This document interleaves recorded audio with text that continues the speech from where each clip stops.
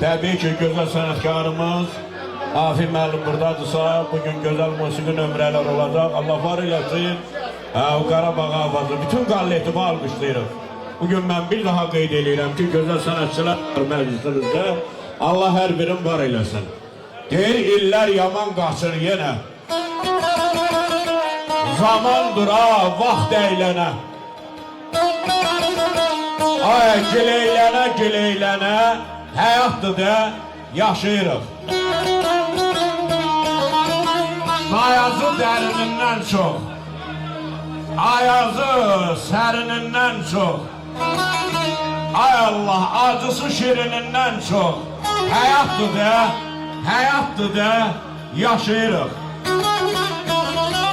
30 deyil, 50 deyil, ay bacıoğlu 100 deyil, 150 deyil, ay axırı, sonu bəlli deyil, həyatdır da, yaşayırıq.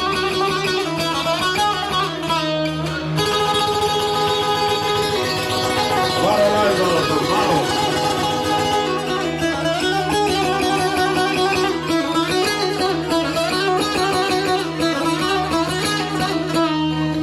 Dünya düzelsen afayla, bir gün yasta, bir gün toyda, ay bir bəladır özü boyda, həyatdır da, yaşayırıq.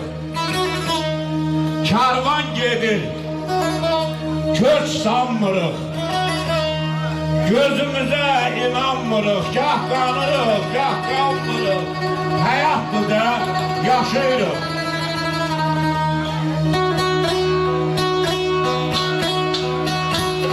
Var ol, rəhbər. El yolunda olmasa da bir köşək, olacaqdır sözlərimə etməşək, hələli xəyalda yürünənək düşək, köhləm bilir, tökülməsin mal görüb, ay balaxam dərdin alıb, ay bir baslar bir sal görüb, rəhbər.